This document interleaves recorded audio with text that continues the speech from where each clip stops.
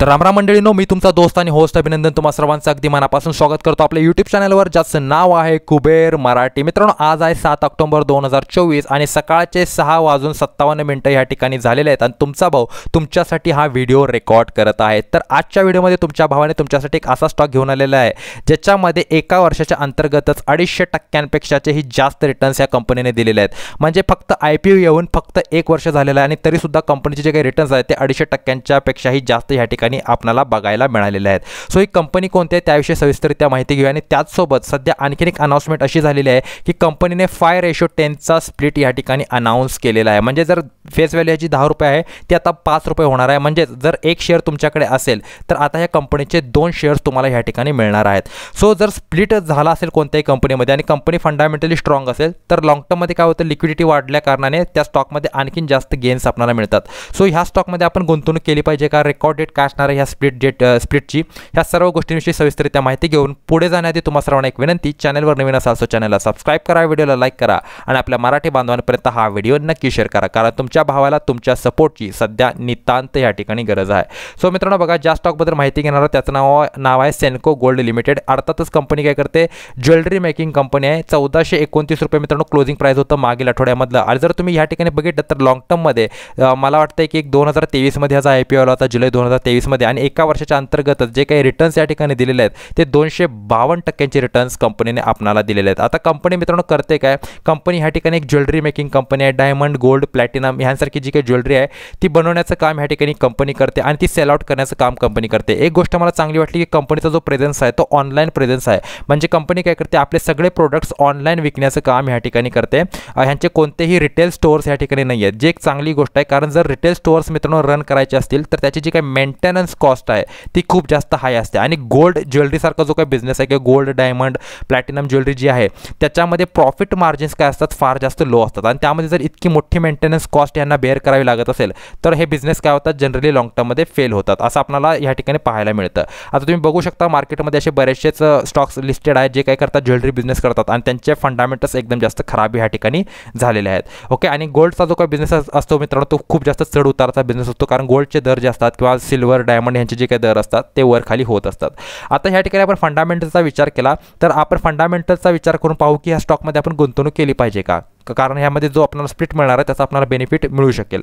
So बघा मित्रांनो, 1395 रुपये करंट प्राईस आहे. अर्थातच हे प्राईस अपडेटेड प्राईस नाही आहे, काही कारणास्तव ह्या ठिकाणी अपडेट झालं असेल. 1429 रुपये ह्याचं काय आता करंट प्राईस आहे आणि 177 रुपयांची बुक व्हॅल्यू आहे. म्हणजे स्टॉक ऑलमोस्ट काय आहे त्याच्या रिअल व्हॅल्यूपेक्षा 8 पटीने महाग आहे. आणि ह्या ठिकाणी तुम्ही मार्केट कॅप बघू शकता 10,800 कोटींचा आहे.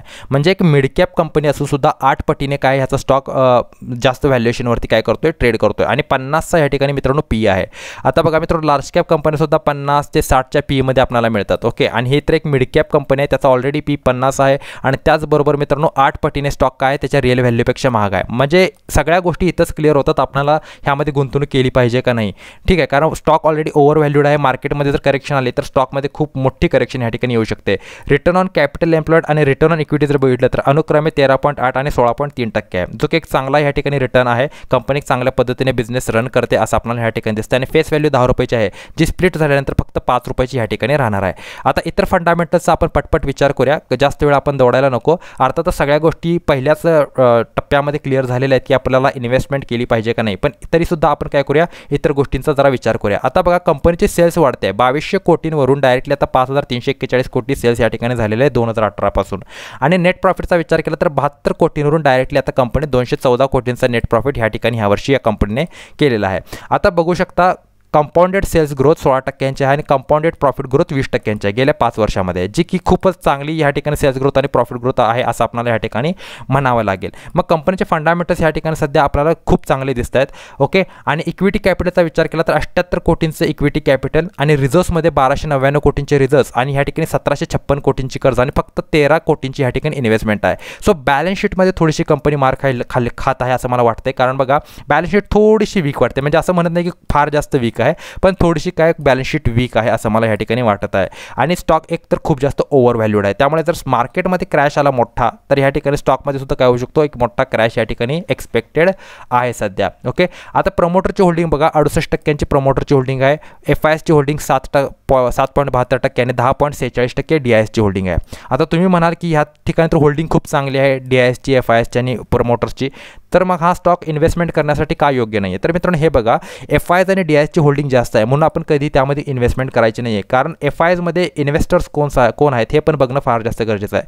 आता इथे तुम्ही बघू शकता जे काही इन्व्हेस्टर्स आहेत ते फंड हाऊसेस आहेत, म्हणजे म्युच्युअल फंड हाऊसेसनी या ठिकाणी काय केलेलं आहे, इन्व्हेस्टमेंट केलेलं आहे. एक इन्व्हेस्टमेंट ट्रस्ट होती, त्यांनी काय केलं होतं, ह्यामध्ये इन्व्हेस्टमेंट केली होती, पण त्यांनी आपली सगळी इन्व्हेस्टमेंट या ठिकाणी काय केलेली आहे, काढून घेतलेली आहे. आणि आता फक्त एक म्युच्युअल फंड हाऊस आहे, त्यांचा कोणता तरी एक म्युच्युअल फंड आहे, त्याने काय केलेलं आहे, ह्यामध्ये गुंतवणूक केलेली आहे. ओके, आणि DISचा जर तुम्ही विचार केला तर DISमध्ये सुद्धा अर्थातच ह्या ठिकाणी म्युच्युअल फंड हाऊसेसच असणार आहेत. तर ह्या ठिकाणी तुम्ही बघू शकता म्युच्युअल फंड हाऊसेसचा ह्या ठिकाणी काय जास्त ह्या ठिकाणी हस्तक्षेप आहे असं मला ह्या ठिकाणी दिसतं. आणि तुम्हाला तर माहितीच आहे म्युच्युअल फंड हाऊसेसकडे बऱ्याचशाच वेळेला पर्याय नसतो एखाद्या स्टॉकमध्ये इन्व्हेस्टमेंट करण्यावाचून, कारण इंडेक्समध्ये जर तो स्टॉक आहे तो त्यांना किती फंडामेंटली खराब असेल तरी सुद्धा त्यांना त्यामध्ये काय करावं लागतं, समाविष्ट करावं लागतं. ओके, आता ह्या ठिकाणी मित्रांनो जे FIS आणि DIS आहेत ते काही फार मोठे इन्व्हेस्टर्स नाही आहेत, त्यांनी अत्यंत छोटी इन्व्हेस्टमेंट ह्या ठिकाणी केलेली आहे आणि मेजॉरिटी इन्व्हेस्टमेंट म्युच्युअल फंड हाऊसेसचीच या ठिकाणी आहे.